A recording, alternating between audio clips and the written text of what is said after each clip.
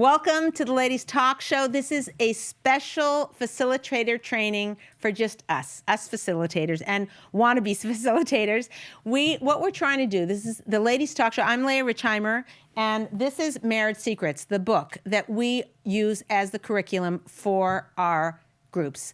The most gorgeous thing about this is that it's our complete Shalom Bayis Masorah, 220 Torah sources. It's an art scroll book. It's been vetted by 27 Rebbitzins, and 12 rabbis went through page by page to make sure, yes, this is accurate. Yes, this is our Masorah. And all the sources and footnotes are in the book. So it's our Shalom Bayis Masorah in one book. It's put out by ArtScroll. You can buy it at artscroll.com or at your Judaica store at Amazon, wherever it's sold. You need only one copy. You can get them for everybody. All the proceeds, just so you know, all the proceeds go to Shalom Bayis. I don't make a dime from this, so I can push it all I want. And the more I push it, the better, because the more Shalom Bayis, our Masorah, is spreading around to Klal Yisrael and raising up the world. So I want to start by first thanking you very, very deeply from the bottom of my heart for caring about Shalom Bayis, for being a leader in Klal Yisrael. And I want to start with a story, or a very, very powerful thing. Rav Matisyahu Solomon was asked the following question. He was asked, let me ask you, we have all of the leaders of Klal Yisrael were shepherds. They were all shepherds. And, the King David and Moshe, everybody was a shepherd. We don't have sheep. We don't have shepherds. We don't, who are the leaders of Klal Yisrael? Where is it going to draw from if there's no shepherds?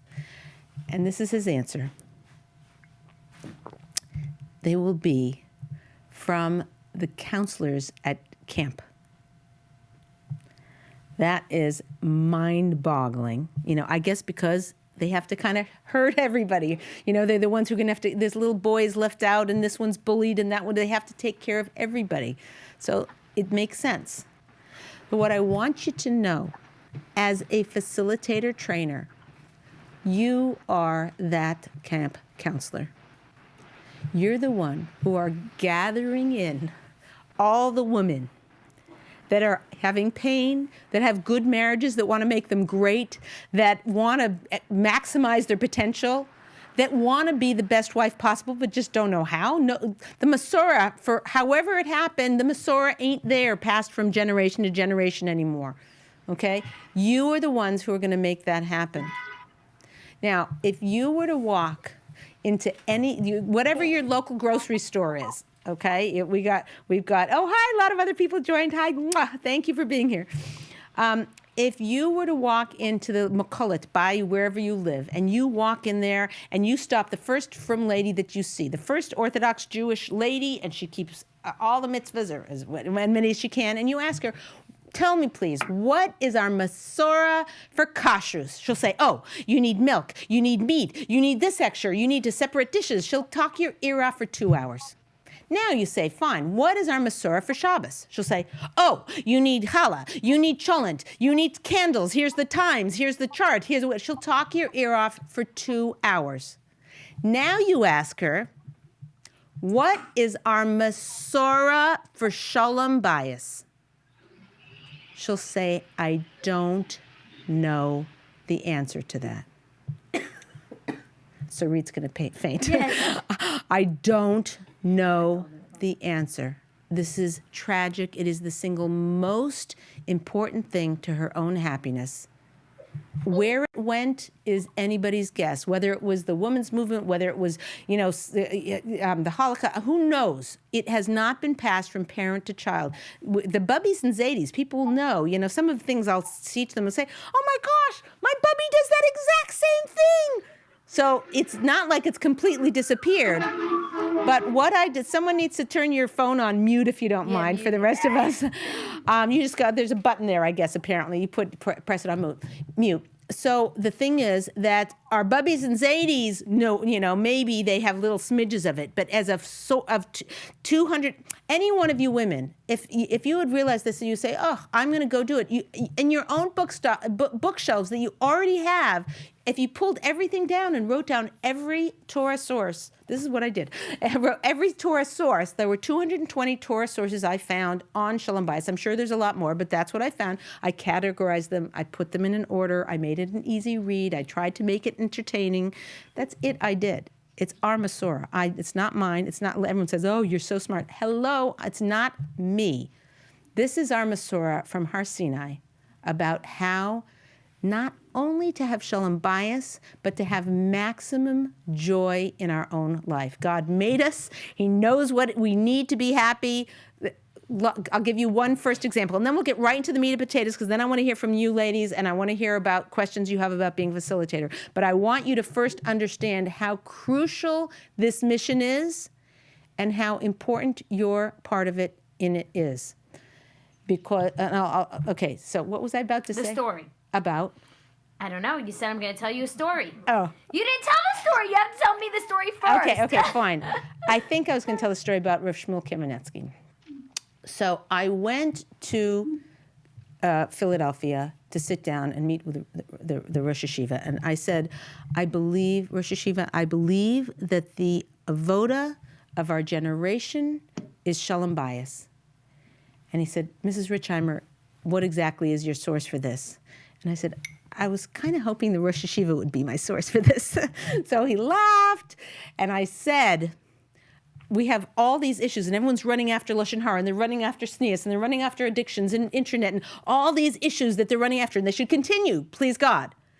But perhaps if we worked on Shalom Bayis, all of the other issues would be taken care of. We wouldn't have a taiva for Lashon Hara because we'd feel so good about ourselves, we wouldn't need to put other people down. A sifa for sneas, we wouldn't have to want other tension from other people because we get from our husband the Shalom Bayis joy that we deserve. All of the other issues, if we worked on Shalom Bayis, would either completely resolve or be 1,000 times better. And the Rosh Hashiva said, Mrs. Richheimer, you need to teach this to as many people as possible. One candle should light many candles. You ladies are the candles.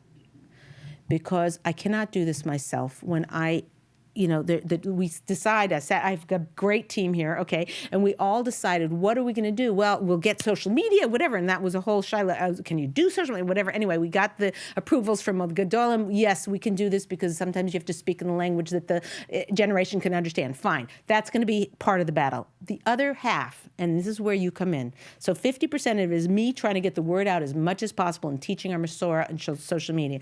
The other half of our battle is you as the facilitators on the ground, meeting with 5, 10, 15 women at a time every week, week after week.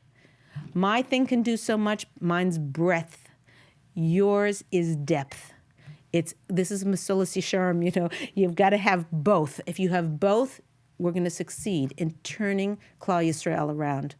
When you look at in the Holocaust, there was a guy who was living in a drum under a barrel, an oil barrel, whatever. He lived there for a year. I don't remember the exact story, and I don't remember his name. Does anyone remember his name? You know who I'm talking? Okay. He was in there, and he said, if you keep me alive, Hashem, I beg of you, if you keep me alive, I will take a mitzvah that everybody tramples on, and I will make it my life's work. And he did survive. And that was for shotness. All the shotness labs, everyone takes their wool, of course. He brought that back into the observance of Klal Yisrael. What we're trying to do as facilitators and as teachers of Shalom Bayis is to make this the avoda of our generation, to be the cutting edge, to bring awareness for people to make Shalom Bayis the number one priority in their life. That's what Hashem wants. I have many sources for that. We have many, many, many sources of making it our priority in our life, and it's been forgotten. It's been trampled. So this is what we can accomplish here. This is what I need you. We need you. Klal Yisrael needs you. So I'm very, very grateful to you for being on the call and for training yourself up. You'll find it is one of the most the satisfying things ever. Like the other facilitator said, it changed my life. It's like, I feel like every day I'm making a difference because you give the homework and they come back and the next week they're like, oh my gosh, I was like fighting with my husband. I was this. My life is so much better. It's not because there's any great secret. Well, there's a lot of secrets, but I'm saying God created us, and then he taught us what to do to be extraordinarily happy, and he didn't hide it from us. It's just been disappeared. So we're getting back to that. That's how I wanted to open up, to let you know the mission that we're on. I do not get paid for anything I do. Everything, all my lectures, everything goes poured into Shalom Bayis for Klal Yisrael, and I'm so grateful to you for being partners in this. So I want to start. So first of all, hi everybody. The reason I'm looking at this camera is this is the ones that recorded. For people who didn't make it, they'll get this recording. So that's the camera, that's you. And I'm looking at this camera for the recording because this one isn't recording. It's just where you can see me. I just want to, can everybody unmute for a second? I just want to start. I'm going to call your name out, and can you say, are you about to start a group? You have a group, just so we get a feel for who is on the call. Eliza, want to go ahead? You're starting a group, right, Eliza? You told us before that you were the first one on. I would like to start a group. I'm very, very excited. Okay, very good. And you're from Toronto, yeah? Yes. Fantastic. Dina, you're next? Yeah, hi. So I had a group in my house for about a year, and now I run like a webinar where people can just call in. And they have this video situation also, and they see me and I basically speak and they can ask questions. We've been doing that for almost a year now also. So maybe actually my group was like 2 years ago. I don't know. I can't even keep track, but for a very long time. Fantastic. This, so. Thank you. Okay, good. Eliza and Dina, can you put yourself on mute while we go to Elaine? Thank you, Dina. Elaine, so hi, how are you starting a group? You have a group? I'm trying to start a group. In the past, I've taught it, but not with your book. And I was so excited to teach it with your book, but I can't seem to be getting a group yet, but I'm working on it. Fantastic. I'm going to actually remind me, Elaine, if I forget, I'm going to explain about hostesses. Hostesses. So I'll explain that in a couple of seconds. Elaine, where are you calling from? New York, Brooklyn. New York, Brooklyn. Okay, and Dina was from Flatbush, Elisa from Toronto. Okay, Etty. So put yourself back on mute after you speak. Etty? Oh, okay. Are you going to start a group, or you have a group? Hi. Hi. I have a group already on a different topic. I whatever. You're thinking of segueing into this, perhaps? I could change it. Yeah, I could change. I already have a group of ladies that come to me every other week. So we're learning. We're a learning group, but maybe we could change it to this. Yeah, I would like to hear. Okay, fantastic. We'll get started in a second. Very good. Thank you, Etty. And where are you from, Etty? Toronto also. Toronto. Oh, that's great. Oh, because you guys can confer. I don't know if you know each other, but you could confer about your different groups and whatever. Yeah. How to get. Okay, good. Rivka? Hi. Hi. So I'm inspired to start my own group as well, and I live in Brooklyn. Oh, you're in Brooklyn. Okay, you're tired? What's the word? Inspired. Oh, inspired. Oh, that's Inspired. great. Wait till you see. It's the most satisfying thing ever. Like, you're just like, oh my gosh, you can't get enough. You might want to start too. Okay, good. And who's the next one? Z. Hi. Z, I don't know who that is. Okay, and we also have people on the teleconference. Can they talk in, or they can only hear? Okay, teleconference people, thank you very much. We had 18 RSVPs so far, Yeah. right? So, okay, fine. And then there were a couple who just came in. So I guess they must be on the teleconference, so that's fine. So I'm sorry you guys can't, we'd love to hear where you're from and whatever, but you get the gist. Okay, fine. Okay, let's get started. I'm going to go right to Elaine's thing about hosts. So when you're starting a group, this is the recommendation. This is the ideal scenario, and then you can work it out, whatever works in your life.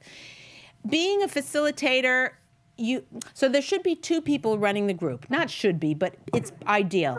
One person who's the host, or hostess, or whatever, and one person who's the facilitator. So you guys are going to be the facilitators. You call any one of your friends or somebody who's a mover and shaker in the community, or somebody you know they got a new house and they want to use it for mitzvahs, whatever. I've found there's no lack of people who want to host a weekly class in their home. it takes all the pressure off the facilitator. The facilitator just shows up. The facilitator and the host figure out what date, what time. Is it going to be Shabbos afternoon? Is it going to be, Tuesday at 7 p.m. or Wednesday at 3 a.m.? Not 3 a.m., but you get the gist. Whatever. You pick the time together, and then you start gathering people. You can give the host names and phone numbers. You start a WhatsApp group if that's done in your community, or a text group, or whatever, email group, or phone tree, whatever is going to work in your community. And the host is responsible for reminding everybody, hey, we're meeting next week. Oh, next week the meeting is canceled because it's Rosh Hashanah or whatever. She keeps track of the schedule, putting nuts on the table and some spritzer water, whatever. The host kind of does all the logistics, and the facilitator walks in like a lady. Here's the problem. If the facilitator is also the host, then it means not only do you have to be mentally prepared, but you also have to clean your house and, the kids' toys out of the hall. It's too stressful to have someone in the room. You won't keep it up. The way to motivate yourself, for the host, she feels great privilege to be hosting in her house, and the facilitator walks in like a mensch. I would say half do it each way. So half the people, everybody, the facilitator and the host, it's the same person, and half are doing it the ideal way, which is getting a host. So you need to do what you want, but that's basically how it works. Now, the first thing that you do is you set the time up that you want. Choose the time that's best for you. Yes, keep the hostess in mind, but it's got to be something that you are excited about. Like, in other words, if you barely get a chance to say hello to your husband and you decide on a night thing, that means every Tuesday night you're out.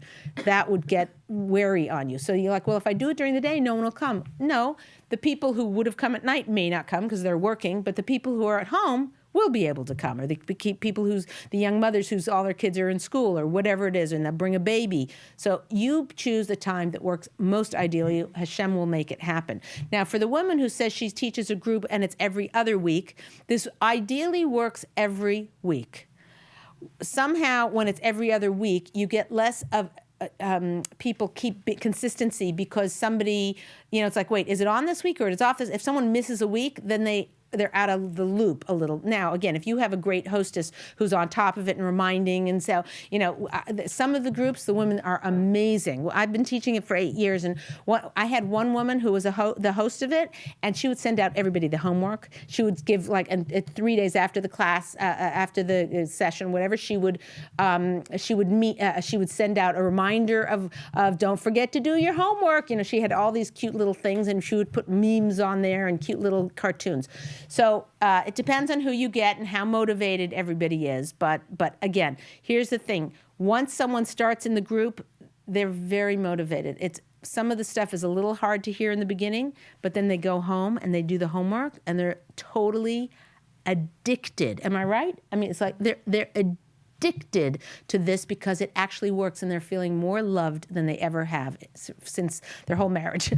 So it's very powerful tools. Okay, I'm going to open it up. I want a question from somebody, either a new person or somebody who will get through all the points that we're on. I've got 6 points I want to cover, but I want to start with a question. So somebody unmute yourself and let's hear a question. I have a question. Okay, good. Say your name loudly. It's Dina Friedman. Okay, fine. Okay, so I just have a question because I feel like I find that sometimes, if people hear about the book or that I give the class and they're like, kind of rolling their eyes and like, oh, please, it doesn't work, or why can't my husband do it? All those, like you always talk about it, like when someone says, oh, why, where's the husband's class and all that stuff. I just wanted to know if there's like a short synopsis of what I could tell them is like, the most important thing they'll learn from the book, because people always ask me because they know I give the class, they're kind of like getting a feel if like they're interested in joining, or some people want to fight me on it, Okay, so I'll answer you. Actually, it's a fantastic question, Dina. You asked, there's 2 questions you're asking, and I'm going to answer both of them. So one question is, what do you do, standing on one foot, what can you say the book is about? And the other question is, when they say, when's the men's class? Like, why do I have to always be the one doing the work? So I'm going to answer both. Right? We with it. Okay. So the question about Had a synopsis of the book. I'm trying to think which one I start with. Okay, I'll start with that So the synopsis of the book is, I promise you probably don't know everything there is to know about our Shalom Bayis Masorah. This teaches you everything about our Masorah. So what you know Shabbos, you know Kashrus. So this one thing is, you know Shabbos, you know Kashrus.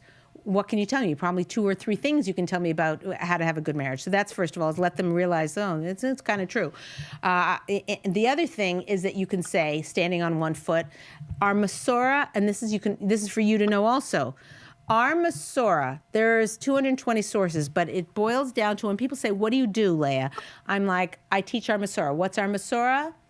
Becoming a receiver. That the Gemara gives over, that the husband's the giver, the wife is the receiver. We have many, many sources for this and many sub-sources for it. The husband is the giver, the wife is the receiver. So if we're a receiver, what does that mean? And more importantly, if we're the receiver of all bracha from our husband, from Shemayim, how do we increase our bracha? How do we receive more? How do we get more? It's a miraculous thing when all blessing will come pouring into your home. When the wife is the bigger a receiver is, she can be the size of a challah bowl, she can be the size of a bathtub, she can be the size of a swimming pool. A woman can be a receiver like an ocean, and she gets an ocean of bracha in her home. So that's standing on one foot, how to convince them that they need this. To answer the other question, I'll give a simple thing, and I'll say that the Rambam gives over that the wife should respect her husband exceedingly. And the wife goes, when he respects me, I'll respect him. She's right. I'll say, you're right about that. It's true. You want to know the number one way to get him to respect you? Respect him. I don't know why it's like that. Would it be nicer if he respected you and then you could respect him back? Okay, that would be better. It's not happening anytime soon. God told us we have a source to respect our husband. You do that, I promise you, he'll respect you more than you ever thought possible. So when they say, when's the men class? Why do I have to do the work? You can answer them that it is, they might be right. The men should go to a class. They're not running to classes anytime soon. But if you become a bigger receiver, I guarantee your husband will become a bigger giver. Okay, and Dina, I have to add on to Leah's thing because she's the book and she's obviously the host, but I've had to sell it to people, to tell them to join when I was running Chana's class. You come around? No, it's fun. Okay. When I was joining Chana's class, I actually when I had the Chana's class going and I had to get people to come on, that was Leah's group, which was, 30 to 50 solid women. We were trying to put it together. I got the same. Many people were like, please, what are they going to teach? What, do I even need this? And I all the time I said to them, if you have an amazing marriage, there's still more you can do to make it like the best. And if you had an option to have the best, wouldn't you want the very best? That's great. If you have difficulties in your marriage, then you definitely will gain from coming in because there'll be things. And even if you think like, I don't know, number one, the stuff inside is super practical and super doable, so you could do it literally implemented that day. You can come to the class and that night go home and see a difference in your marriage that night by implementing something that was taught that class. So that's huge because it's not something you'll see in 10 years. It's something you will see right away. And I always right away. I always give myself as the example. I can say it clearly that I've seen the results. And I always tell them, and you know what? Even if you don't believe any of this, come for one class. If you don't like it, never come again. But you'll regret using an excuse of, one day you'll regret it. So come once, so you're able to say, I came, I saw, and I promise you when you come once, they'll be sold. It. That's great. That's fantastic. So that's me great. selling it. So. That's awesome. Okay, great. Any other question? I'm going to go on to the first point here. Yeah, I have a question. Sure. What happens if you have a negative person in the group? It's fantastic. Welcome to the club. Yes. Yeah. Been there, done that. Yeah, Leah had that. Yeah, more than one. occasions, Yeah. So it's a little tough. The first thing is, whatever you do, Rebbetzin, Tema Kamenetsky, Rav Shmuel's wife, she said to me, the most important job of a facilitator, number one, to make sure there's no lashon hara about everybody other husband. So, for instance, a woman might say, it would be fine to say something like, my husband did something that was really annoying to me, and I didn't overreact. That would be mutter, and that would be fantastic. But if she says, my husband always left his, books, Sfarim on the table, and it really bothered me, there are books everywhere, that's lashon hara. So the facilitator's job is to make, it's in the guidelines. So when you start the class, the guidelines in the back, you'll just read them, the guidelines, and everybody knows. And if anybody starts the class, then they have to read the guidelines before they come to the first class. So we have it very clear, crystal clear. But in other words, they know the rules. The facilitator is just kind of reminding them of the rules, which is very crucial. But the other thing is to manage the group, and this is another thing that Rebbetzin said, is that she needs to keep it positive and keep people, you don't want somebody weighing like you said, weighing the whole group down.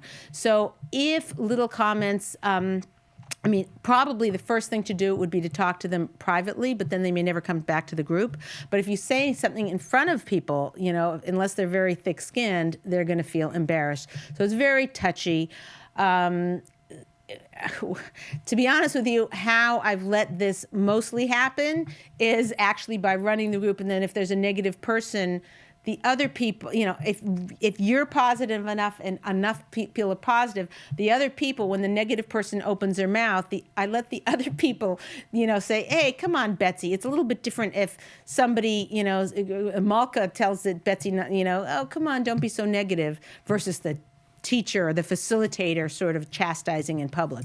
So that's kind of takes care of it. If you have to, you can pull them aside separately and say, listen, I really love having you in the group. You add so much, and some of your comments are so right on, pour it on. Anything you can think about to compliment the person, compliment them and say, but I just want you to know, sometimes I think you give off the impression that, marriage is miserable, or, your attitude isn't exactly as it could be. And, whatever it is, whatever the issue is, if it's couched beautifully, then perhaps they could hear it. And you might lose them, which would be a shame. But again, you have to keep the spiritual level of the group high so that people are motivated. And I'm introducing this again just from watching Leah run the group by my friend and seeing there were not one, but a few in the group that were negative and took a lot of the stuff either being combative to what Leah was saying, or just being just like, this is not going to work, or whatever it was, being disruptive. And what I always found so amazing is, number one, Leah always was very empathetic and very sweet, and she never made them feel... But it's the truth. She never made them feel like what they were saying was terrible. She would always be like, I hear you, that I totally get that must be so hard, I understand, and she would literally first make them feel like what they said was totally okay and not, make them feel like out of it. I didn't get all defensive. Didn't get defensive at all. That's good. And what I also found was then you would sort of coach them into what they should try, and you would say to them, you know what? Don't trust me. Try it at home. Try it. Maybe what you're doing in the way you believe is right. But what's it going to hurt for you to try what I'm telling you? And you always give them that option. I say that all the time about try this at home. Yeah. So no matter whatever you're giving over, try this at home. And it's true. Yeah. And the thing that's so beautiful about it is that the stuff that you're teaching them, ladies, it's guaranteed. Meaning God created how to have a great relationship. So when you tell them, look, make your husband the center of your universe and it'll work, it's not like some theory that somebody thought up and whatever. It's like, oh, you mean if I do that? No, if you do that, you'll be a good wife, that's very nice. But no. You will be happier than you ever have been in your entire life since the day you were born. That's the way God created it. That's him, and you can guarantee them. You can say, look, try this at home, but it's guaranteed. It's guaranteed. Okay, good. Let's go to the first. Great questions, ladies. Okay, how to answer questions you don't know the answer to. Very simple. I don't know the answer to that. You can either, I'll find out for you, or you can say, if you don't have a bandwidth for that. Some people do. Some people are very tied into their people, and they look it up and come back with answers, and they become sort of the go-between between the rabbi and, again, if they're all going to the same rabbi or different rabbis, or they'll call that rabbi or whatever. Some people want to take that on. It's a big mitzvah to do that. But if you don't have the bandwidth for that, totally not necessary. You say, I don't know the answer. You can ask your local Orthodox Rav, or ask a Rebbitzin, or, if you have a friend who's a therapist or something like that, you can run that by them. I don't know the answer to that. And that's totally, totally fine, acceptable. I do it all the time. Okay. How to keep your group enthusiastic and committed to coming.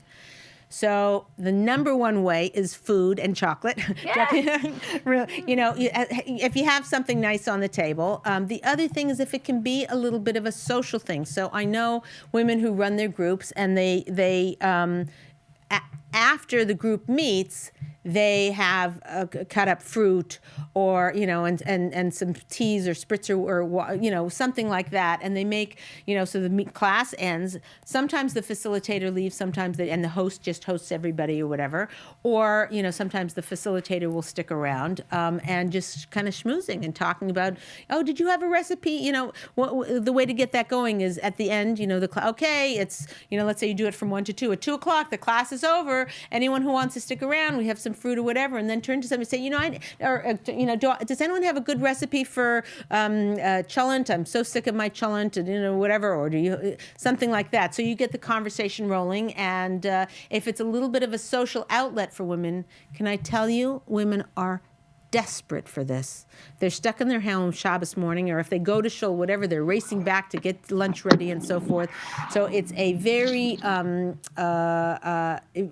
that's one way to keep people sticking, committed to coming. The other thing is there are women who are teaching who are facilitators in Eretz Israel. They're charging.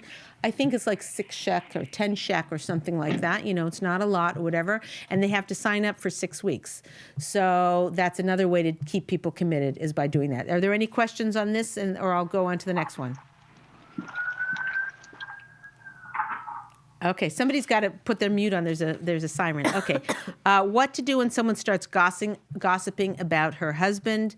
So what you want to create in the group is kind of, you don't want to be the police. You want everybody to be the police. So if, when I would have groups and someone would, new to the group, and they plopped down, maybe they didn't read the guidelines, maybe they did and forgot, whatever, and they started speaking it, I or someone in the group would say, wait a sec, we can't hear Lashon Hara. Is this going to be Lashon Hara, what you're about to say? Don't, and the women who, if it's handled in a way that they don't turn red, and they don't like, oh my gosh, whatever. If you do it before they start speaking, it's the best, because then they're like, even if they were going to do that, they're like, oh, no, of course, no, whatever. If someone is in the middle of saying Lashon Hara, you could say, I'm so sorry, I want you to know that I also had made so many mistakes on Lashon Hara or whatever, but we're supposed to be very, very vigilant to that. The Rebbitzin, Shmuel Kamenetsky wife had said that the most important thing is that there shouldn't be no Lashon Hara. Now, I did go and ask a Gadol the question, can we even run these if people are, it's kind of a ripe atmosphere for people to badmouth their husband. Can we even run them? And they're like, eating is you could possibly trafe up. You shouldn't cook, because if you cook, you might trafe it up. No, we live our life. We go forward. We go weiter. We just take as many precautions as we possibly can. Okay. Any questions on that before I go to the next one? Points, questions? Okay, good.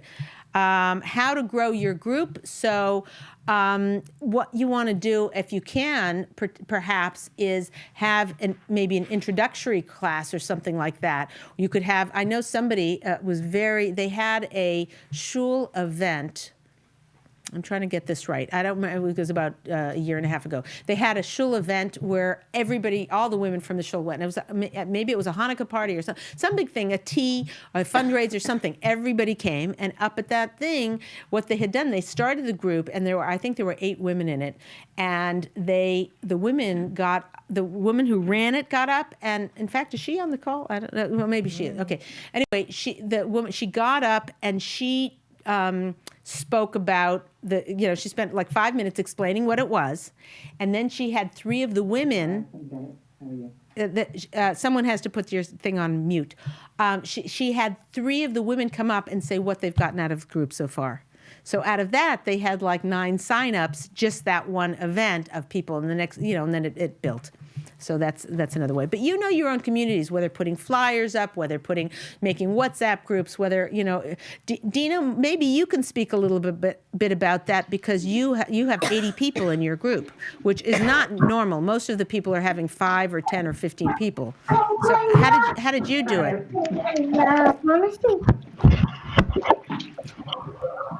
So I have a WhatsApp group with about 85, maybe 90 people. It actually started off with more, and then people kept leaving. I'm like, oh, is there something wrong with it? I think people just I don't know, I guess they didn't want to be on a group. But I do a webinar, so not as many people. We can hardly hear you, Dina. We can hardly hear you talk. Can you hear me now? Okay. Yeah, so not as many people come onto the webinar. I have way less of a showing on the webinar than I have on the WhatsApp group, but I always post a recap, and I'll send the recordings if anybody wants them. So tons of people will send me private messages on WhatsApp how they want the recording, or they'll tell me, I don't get a chance to go on your group, but I always read the recap, and I feel like it really helps me. So that's fantastic. So that's very high tech. You guys, the other ladies, don't feel like you have to live up to her awesome, wild standard. That's fantastic, Dina. So no, but Dina, even talk about when you had the group for a year in your house, you had a pretty consistent. There were days that maybe not everyone came, but you pretty much for a year had before it. You did that, yeah. Well, we only had like maybe 6 or 7 people in the group. Yeah, but that's smaller. A nice number, by the way. But people then they wanted to, after your lecture, actually, Leah, when you came to Flatbush last year in January, people came over to me and they're like, I want to be in your group, but I can't come to your house. It doesn't work for me. And I'm like, okay, or maybe also people like from not in Brooklyn contacted me. And then I said, fine, so I'm going to do a webinar. And then I have people are on my group from Israel, from Toronto, from I don't know, everywhere. That's awesome. Yeah. I don't even know 3/4 of them. That's the truth. I don't know them. I'm like, okay, thanks for joining. Right, but when it was in your house, which is what Leah is saying, like having Leah's group by Chana had like 30 women, but that's what I'm saying, that was Leah running it. Most of these groups, if they have 8 women, we only that's had like huge. 6 or 7. Yeah, that's what I'm saying. We had like 10. Yeah, 10. So here's another thing I want you to know. This is for all of you, not just Dina. Your shalom bias from teaching this can't be compared. It's like otherworldly. Like we can go down in history as one of the best marriages that were ever since history began. Since Adam and Chava walked on the earth, your marriage has the potential to have that level of closeness, both because you are soaking in and saturated with shalom bayis 20, it just envelops your whole self, but also because when you are helping others with such an important thing, Hashem just brings bracha into your home from this. So you should just know that's the side benefit that you get for the trouble. Yes, it might be 6 women, it may be 8 women, it might be 3 who are coming. Mm-hmm. It might be just you and a chavrusa. Mm-hmm. Hashem will give you bracha you can't even know. And this is not Leah Richheimer guaranteeing. This is Hashem himself. If you work for shalom, he will bring you bracha.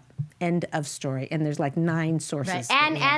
And Dina will tell you, as I can vouch myself for all you facilitators, that because you are facilitating, so when you give out a homework at the end of the class, you have to actually do it that week, because for the next week, you need to speak about it. Right. And so Dina actually used to do the homeworks every week. So she was literally implementing the book week by week because she wanted to have something to talk about for the next class. So it really, it helps you in your marriage. So. And if this is starting to sound like it's too heavy or too much, you will see it's as bite-sized pieces as anyone could ever hope for. I mean, I myself, I'm a very, like, if I told you what my Rosh Hashanah thing is for this year, you'd be like really? Like, that's not even a blip on the radar. Are you out of your mind? I like little, because then it'll actually has a chance of happening. Doesn't always happen, but it has a best chance of happening. So for you to, you don't have to do all the homeworks. I mean, it's nice and it's wonderful, whatever. You don't have to be perfect and you don't have to,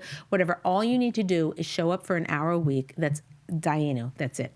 Okay. How to share your own wisdom and stories. So a lot of you have been teachers, college teachers, 30 years, 40. You've done a lot more than I have, and you have a lot to give, a lot of wisdom and a lot of stories, and you just integrate them however you want. When I teach it, I usually start with a story, something I've heard that week, something I thought of that week, or whatever, because I just feel like it adds a lot to whatever I'm learning in the group. You don't need to do that.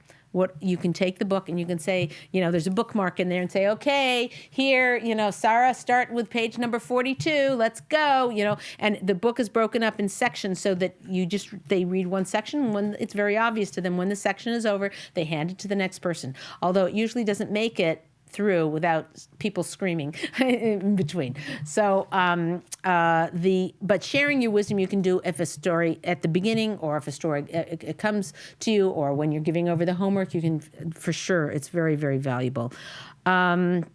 Okay. I want to find out how we can be supportive to you guys. First of all, so I'm going to open it up now. I've gone through the points I promised that we'd have in this session.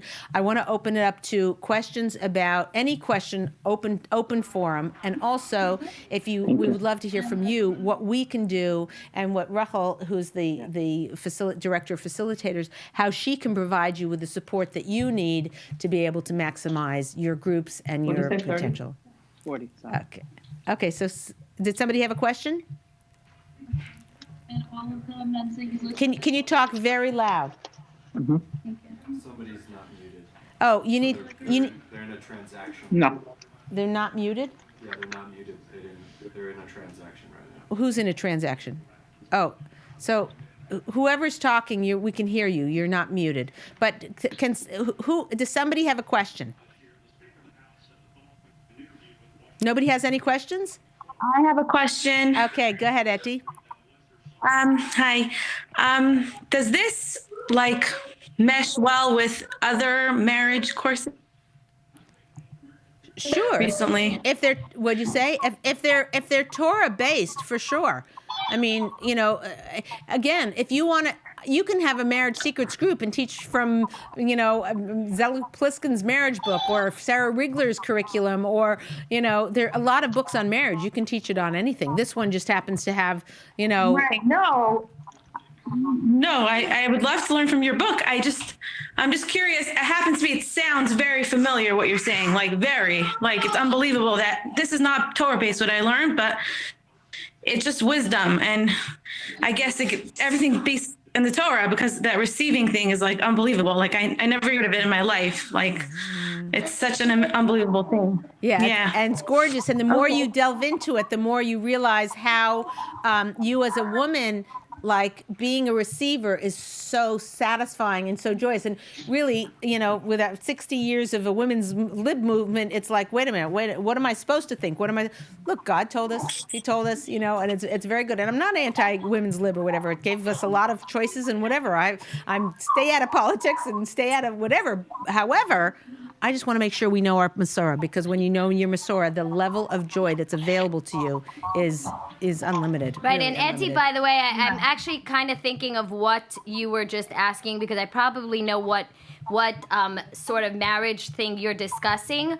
What I loved about Leah is because I did a similar class, not Torah-based, and it's all about really, putting your husband up and a little bit, go I don't want to say surrendering, but a little bit allowing your husband his space and receiving more, etc. And what I loved about Leah's marriage secrets is because it was literally. It is. It is. It's literally that, a lot of that concept, but even more, because it's coming straight out from Torah. So it's not, you don't have to question anything. Right. You never have to worry, like, is that really from us? Is that really what we should be doing? It's like straight out, this is what our Torah says. Yeah. It's going to work. It's so nice. It's so nice that it's available to everyone. Like, you don't have to pay for it. It's like this is amazing. Like, thank you so much. Yeah, and I by didn't the even way, know about this. just as you just said that, which is amazing, for all you facilitators, because we do the live show every week, and it is saved on Facebook, and we're on Instagram, you always have new material, because Leah, even though the book has, it's as many chapters that it has, Leah every week covers something new. So you're never going to run out of material, because you can always reference the Facebook and look at our videos. Yeah, it's true. I just had, actually, we did a whole series. We just did a series on can this marriage be saved? And we used Torah sources, how to save a marriage that's the woman wanted to get a get. I mean, that was it.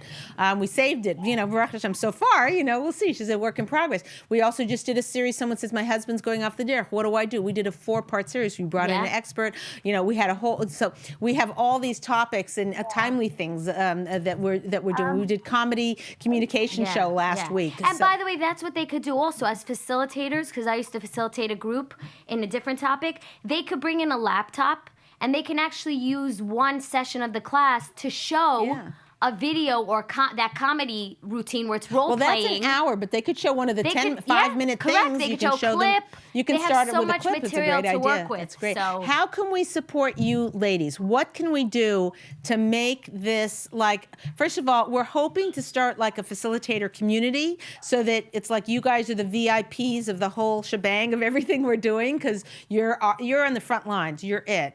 For as far as all of the whole staff is concerned, we all, like, this is our future, is growing it up for, like a grassroots movement, and you have no idea.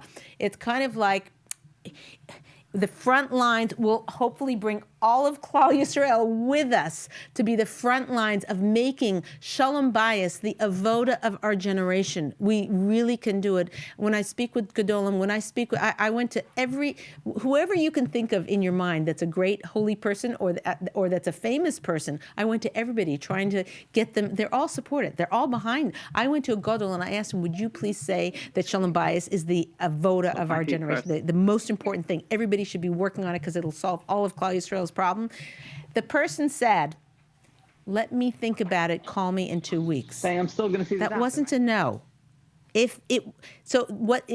read this as, the answer is definitely yes, but they couldn't say that because politically, then what about all the other issues in Klal Yisrael? They can't really say that. But they gave it a thought for 2 weeks. This is a gadol. So this is a very, very crucial thing that we're doing. How can we support you? Let's hear. What can we do? Hi. WhatsApp group, a chat, what can we do? Hello, can you hear me? Yes. WhatsApp group sounds great. What'd you say? WhatsApp group sounds great, she said. A WhatsApp group, good. What else? Hello? Yeah, can you hear me? Is someone talking? Okay, we're getting weird feedback. Yeah. Does somebody have something they want to say? Yeah, I didn't sign in earlier. I was on the phone before. I just came onto the computer recently. Okay. Can you hear me? Yes, we can hear you. Sounds like something Okay, Paul said. so my name is Devary and I live in Lakewood, and I'm really, really into all of it. Nice. Oh, she's not on the screen. Devari from She's Lakewood. on a teleconference. 53 Sorry. 190. So I just also wanted to echo what the previous 2 women said, that what's so exciting about your program is that for some of us who've been, into the subject for years and read many books, and now we're getting it in a real Make it higher now. fashion. So that's really, really encouraging. They're getting it from a Torah. It's Torah based. That makes that to me also was like the selling factor, because even reading parenting books, sometimes I'm like, but is that from Torah? Because it's not coming from that. And are we supposed to do that? Are we supposed to do it differently? Yeah. And here it's like it's so sourced in there that it's literally straight out from Torah. Right. It's all sourced. 220 sources, and you can use them for other things. If you want to write books, we need more. We need more Torah. We need to get our Masorah out there. I don't care how we do it, whether if you guys want to start your own video blog and your own, whatever, write books, I'll help you. We just want to turn the tide and make Shalom Bayis the most important thing in people. It's like here. I've got pick up my kids, and this is Shalom Bayis, okay? It's over here. Can someone mute themselves because you can't hear? Shalom Bayis is all over. This is where Shalom Bayis needs to be. How do we know? Because God told us. That's what God told us to do. We're actually out of time. I am so beyond grateful. Please let me give you a bracha, dear Hashem. Please bench these women with such a huge aliyah in Shalom Bayis starting right now, and that they should have koyach to help Klal Yisrael to strengthen our Shalom Bayis from every marriage in Klal Yisrael. Yeah, and ladies, please look out, because Rebbetzin Rachel Markman is going to be sending you emails, letting you know how to get on the WhatsApp group. This group is actually an exclusive group. We're actually contemplating, would we open this to Facebook and to our other social media, and we said no. We want our facilitators to feel very special. You're going to get your own content and different things, and Rebbetzin Rachel Markman is going to send you all that. So just be on the lookout, and always be able to reach out, because Leah is literally right there for you. You guys are my you guys are my ins. You're my peeps, because I'll tell you something. Without you, we're just okay. But it's, again, there's breadth. That's what we're doing with social media, and you guys are the depth. So we're counting on you. You shouldn't feel pressure. This is perhaps one of the most I can for sure say, one of the most enjoyable things you'll ever do in your life. And one last thing, if you do have questions that come up in your group, just email Rebbetzin Rachel Markman, and she will make sure to get them to Leah and get you a response. Yeah, she's gonna do that. Okay, ladies, this is Leah Richheimer. This is the ladies' talk show for the facilitators, private, whatever. And I'm just very grateful for you being here. Hashem should bench you. Did we say amen to my bracha? Yes, amen. I said amen quietly to myself. Okay, hold on a second. Amen. No, it seems like I was in the middle of a bracha. Yeah. Did I finish the bracha? Yeah, you did, yeah. I did? Okay, so I just want to I'll say it again. Hashem should bench you with Shalom Bayis, to everybody who's listening. And we'll see you next time. Thank you for joining us, and we'll be in touch with you by email. Feel free to reach us. Thanks for being here.